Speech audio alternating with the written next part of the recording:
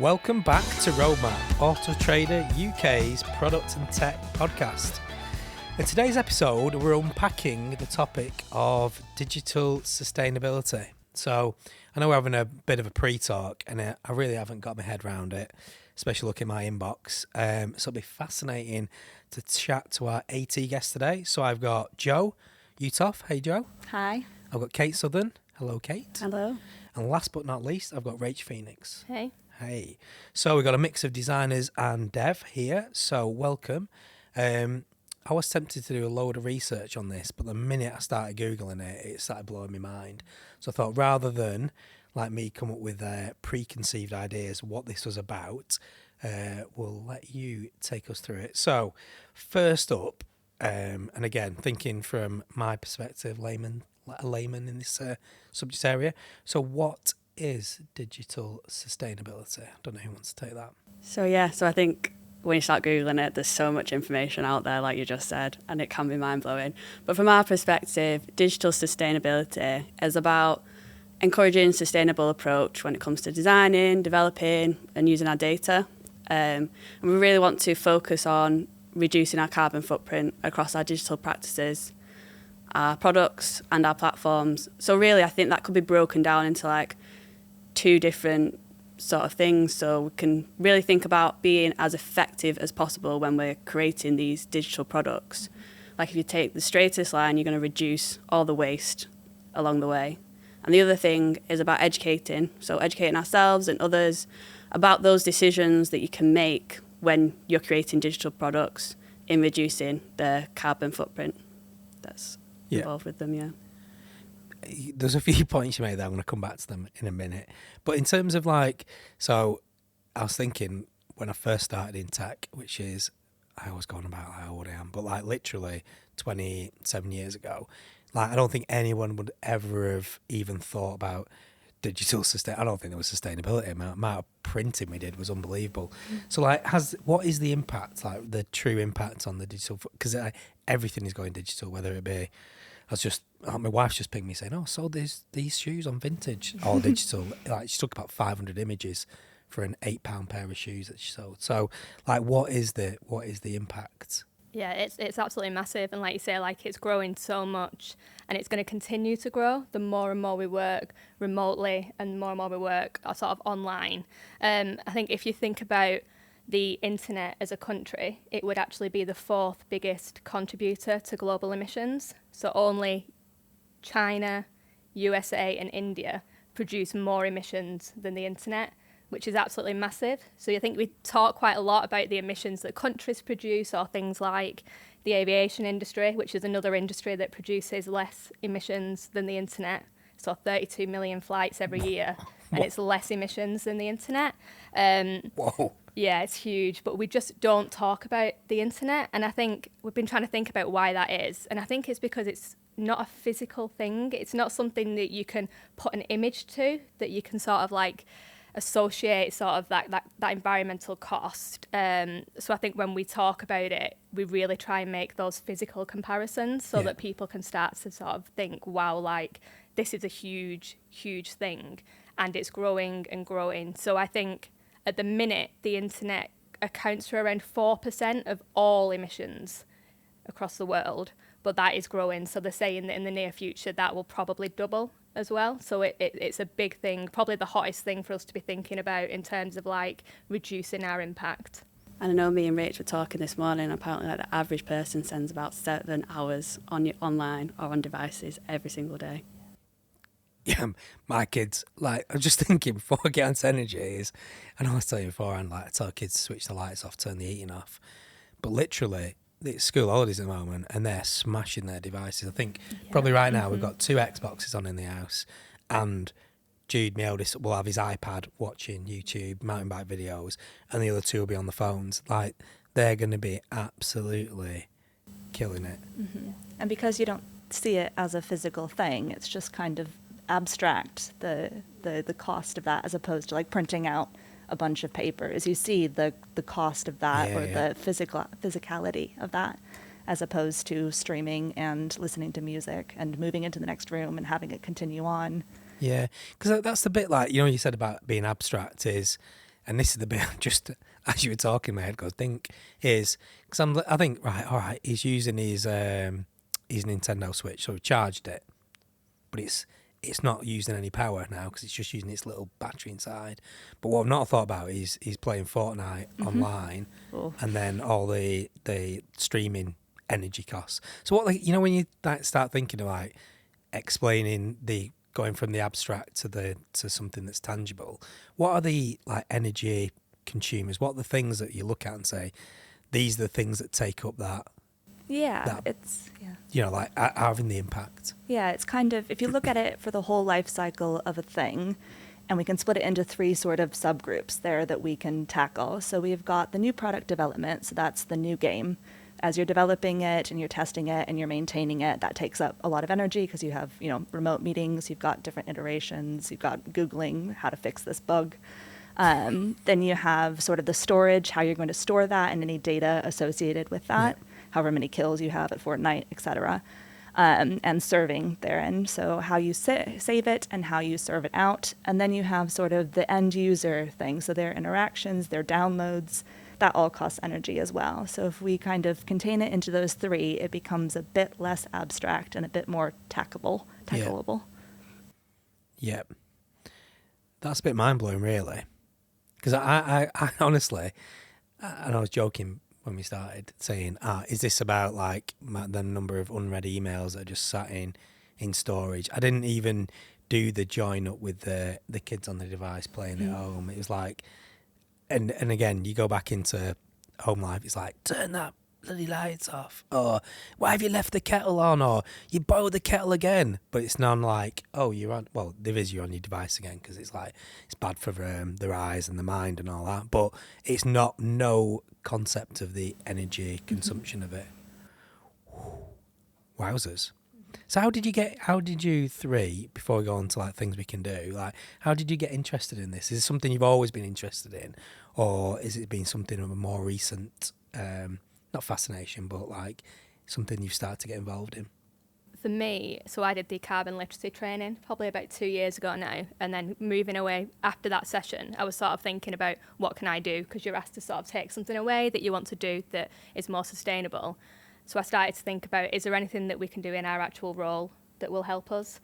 So then I did what you did this morning, and I sort of took to the internet and thought about like, using loads of energy. Yeah.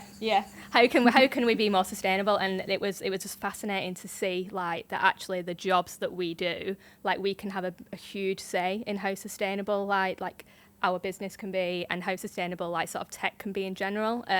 So it just like was a massive rabbit hole really, where you start to realise more and more, like you've just said, like it starts with delete more emails and it moves on to like actually our ways of working can be more sustainable. The products that we build can be more sustainable. And then we sort of set up our working group and more people joined, and we're sort of on our journey, I guess. Like it's huge. We're definitely still in the learning phase, and we're starting to think now, like Kate said before, around how do we make more people aware, and then also what can we do as a group that's more tangible, that where we can actually produce some outputs and help us sort of like start our more sustainable journey. Yeah. So Joe, Kate, was your intro like journey into it the same as Rach, or was there other triggers? It was similar. So I've always, sustainability is one of my core personal values, but I think digital sustainability, because it is this abstract thing, it didn't really come into my mind until the early days of the pandemic, when we all went online, and it really kind of hit home of I'm on Teams all day instead of just standing in an office with someone and talking, and wondering how that could be impacting what I believe is quite a small carbon impact that I have, or I've been trying over the years to reduce it through certain lifestyle changes. And it became a process of educating myself, which I think is the first step, and becoming more aware of that. And then, saw a message from Rach about wanting to do that, and it seemed like a great way to bring that into my work sphere. Because I think sustainability really works best when it kind of traverses everything, when it becomes a part of a habit that you are just thinking in that mindset of, I'm going to do this more sustainably, which you should have in all areas of your life then. Yeah. What about yourself, Kate? Well, Rach, as she said, did that research and she shared it all with the design team. And I think what Rach did when she shared it was really make it tangible, like when she said before around it being more emissions than 32 million flights a year. Like, it's mind-blowing when you really make that tangible connection with the internet and the digital world. You realise how much of an impact you can have, and it felt like it was something that I could do in the design. Yeah. So, like, because you mentioned data before, like, and that's the one where I went straight away, like, I can understand data and the storage. But I'm really interested how it has changed the way you approach work. Like, as in, because when I did the cabin literacy, like, the thing I said, I'm going to start getting the bus, and now I get the bus, like, all the time, and it's all right. It's not great, but, rather than driving a van into town. And it was like, it was very physical things that I could touch. Whereas I've never really thought about like working practices and how you could do things differently, whether it be from a dev design or whatever my role is, like differently that then can contribute to making a change. So from a design, well, I'm going to go to each of you. Like, what has it changed in your day-to-day job as, so forget the commuting in. So when you're in the office or at home, do you do things differently now thinking about it? Oh, absolutely, yeah.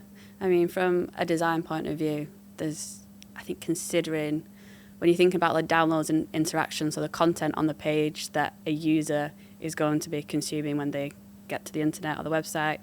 Obviously, there's download for images, videos, really thinking about what it is that the user needs from that page and that content, and is the video or an image the right thing to use at that time? Could I remove them and still have the same impact and reduce my like the CO2 emissions at the same time? Sometimes it is video that you need, and there's things that you consider when you're using them, like don't have autoplay, or if you're having an image, have lazy load, so it doesn't load until the user scrolls down to that on the screen.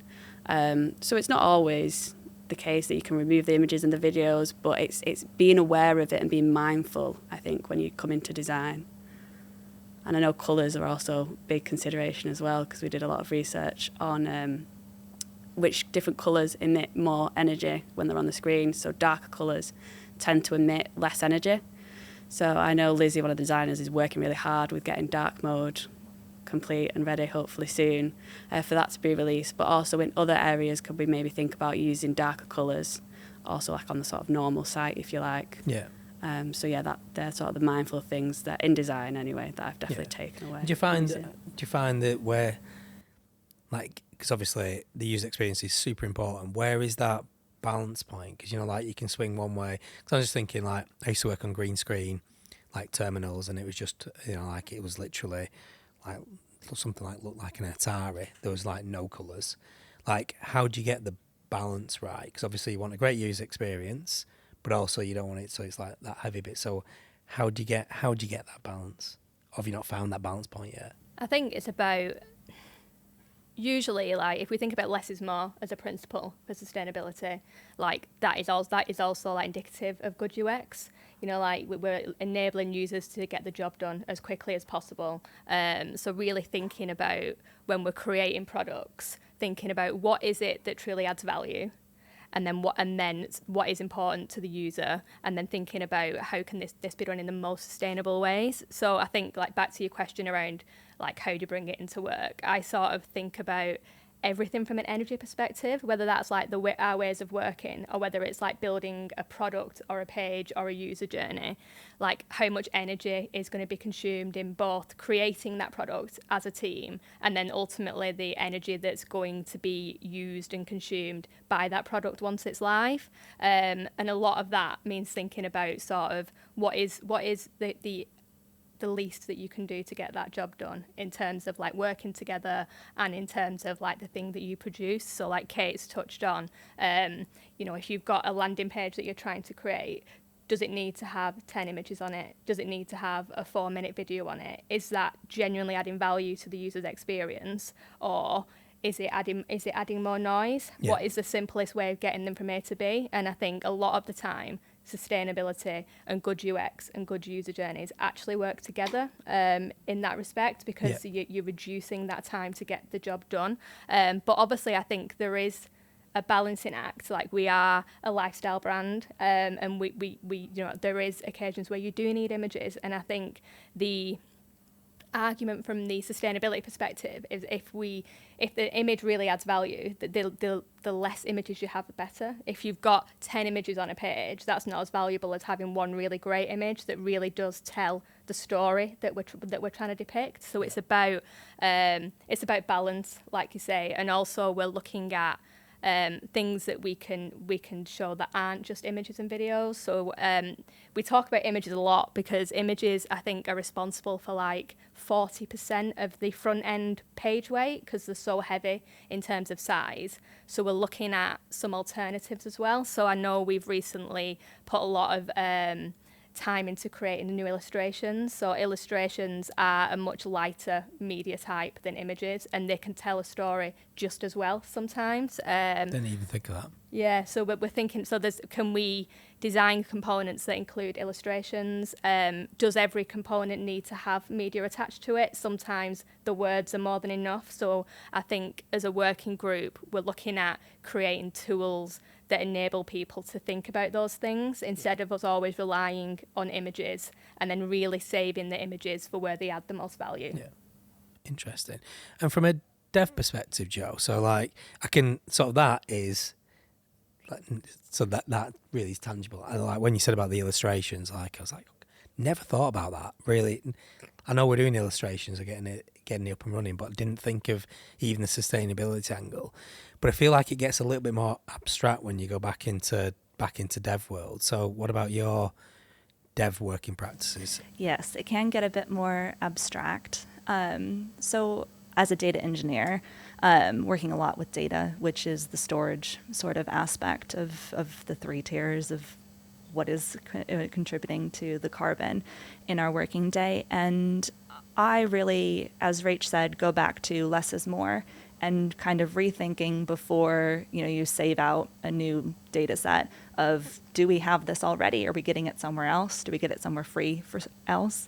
And do we need it in this format? So sometimes the format that you save the data in either allows it to be reused easily for other people, which then makes it more sustainable because it's less likely that they're going to have to create their own novel data set for this same purpose, or putting sort of an end-of-life idea on that data.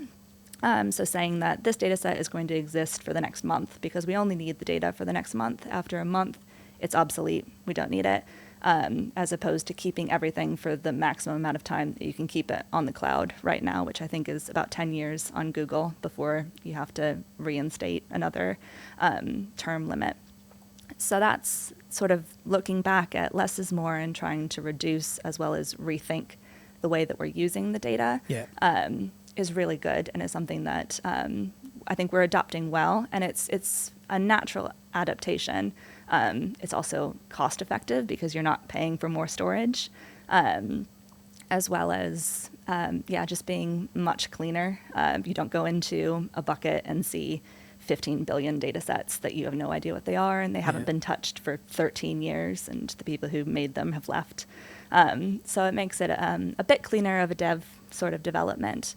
The other thing that I think about is doing a lot of the dev work locally, so on your local machine where you're not actually interacting with live services as much, doing as much of that locally as you can, having really good local testing, so then you're not pinging services and requiring that interaction, which would increase the carbon requirement of the actual dev process. Yeah, because we did a conference, I think we talked about it in an early one, back in November.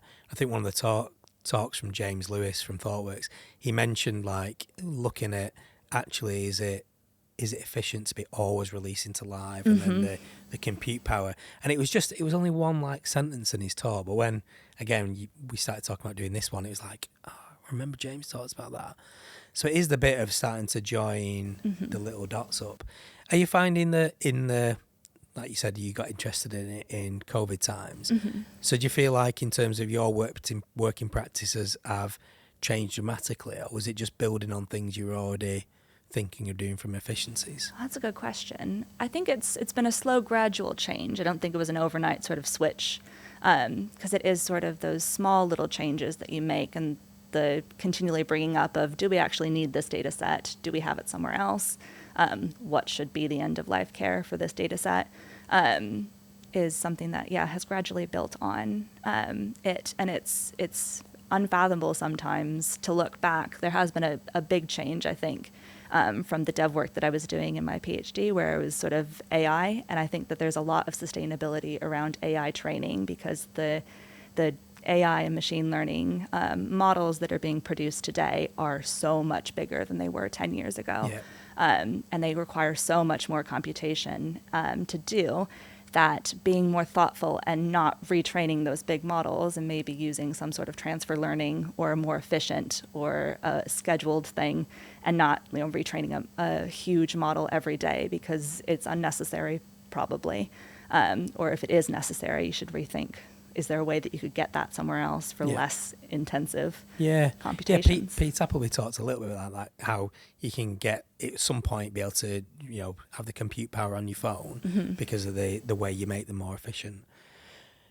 So, this is the bit where even design and dev, working in technology, sort of get it, but it's still I'm not a designer. I know I sometimes pretend to be, you know what I mean? Rock up to a design meeting and I play the old, I once worked as an engineer in 1997 or something. So what kind of, as someone works in technology or uses computers a lot as a consumer, what are the kind of things that I should be doing as the, a regular person out there? Are there things that I could be doing differently, whether it be on my Mac or the way I use email? I just, you know what I mean? I live on actually, the reason I've got so many unread emails is I live on Slack now and WhatsApp rather than email. But the things that the regular user should be thinking of, that they could make their footprint a lot lower. It all goes back to sort of that mindfulness and less is more. I think some tangible things that you can do with regards to email, since you brought it up, is unsubscribe to emails that you just either don't look at or never delete. And it can be really easy to do if you take 10 minutes a day, and it can be really freeing, I think, if you just type unsubscribe into the search menu on your chosen email provider, and then you just go through and unsubscribe. I do it every quarter, and it feels really nice because everything is requiring you to give an email before you look at any product nowadays. Other things that you can do is similar is, if you have automatic cloud uploads of your photos and your videos, which I think most people do now from their phone, all of those are probably not gems, or all of those are probably not photos that you're going to want to go back and look at. And so A, it adds clutter to your life when you're trying to actually find a photo that you like of your dog from 3 years ago. And B, it's just kind of existing but not actually giving any purpose. So if you type into Google Photos the day, so I have been doing this year as my New Year's resolution, to go through each day and do that. And they'll give you every single day that you've ever had a Google thing. So what is today? April 3rd, April 4th. So it'll give you all the April 4ths that I've ever had a Google upload of a photo, and you just go through, have a little memory thing, and delete all the blurry ones, the ones that you don't care about anymore. I think it's like an insight into my life. Because I was trying to find something the other day, and literally I was looking through Gmail, the 27,000 unread or whatever, and I'm I don't even know this thing I've subscribed to. And the same thing, I was looking for photos of, it was just an image I needed, and I was scrolling through, and it was just naff. There was stuff where I think I've even uploaded onto cloud blurry images where I've taken 10 images, 10 photos, the same thing, but I upload it and I don't even purge the other 9. Yeah, because it's out of sight, out of mind. Yeah, I was actually reading that online the other day. For every one image that someone posts on social media, there's 6 other images on the phone, like you say, that are exactly the same, because we're all so obsessed with getting the perfect photo. We'll take numerous photos, one gets uploaded, the others live on in for infinity on our mobile devices, and because we've got clouds and stuff like that. Honestly, I'm not. I could give you my phone and say, look at the state of this. My phone is a mess anyway, but that's insane. I think the other thing you can do, apart from reduce the amount that you've got, I think as we've touched on before, is spend less time. So I think the average person spends something like 2.5 hours on social media every day, just consuming. That's one thing I don't do. Yeah. Well, I suppose Instagram is, I consume. Yeah, I do. Yeah. I'm just like scrolling down now. Bike. So if everyone spent 10 minutes less a day or half an hour less a day, that would be massive in terms of like the environmental impact. Yeah. This is what I'm going to play. This is the card I'm going to play with my kids now, I think. It's not it's bad for your brain. My wife goes, it's bad for your brain. It's bad for this, bad for your eyes. Because the kids seem to be a lot more through, like they're just much more aware than I was. And with school talking about sustainability. So I think, I wonder if not the card, but going like that sort of angle, will they start to think about it, or will they still just be addicted to the scroll? That's it. It's changing habits now, isn't it? Because we've got so used to going on our devices, even when we don't need to. It's an unintentional thing. Like when the ad break comes on, you'll just lift up your phone and start scrolling, and it's changing that. But what, like, the thing that led me onto it is it being tangible. Like, when you start thinking about it as a tangible thing, like, this has a cost, this has a carbon footprint when I'm picking up my phone, maybe could be, hopefully, be something else to think about. Yeah, because we all, like, don't leave the lights on. Well, I try not to leave the heating on and things like that. So, there's a lot to think about in that one. So where, if again, I know it's internal, the carbon literacy course that we do. We talked about it, I think, on another podcast, but where are like assets that you can go and look at, or things that someone is really interested going, this is a really good example, this is a particular talk that you've seen that you could go like, these are really good assets you could use? Because there'll be people that maybe this is the first time they've heard of it, or the people that are advocates of it, or the people that, just don't believe it. So where would you go and have a look?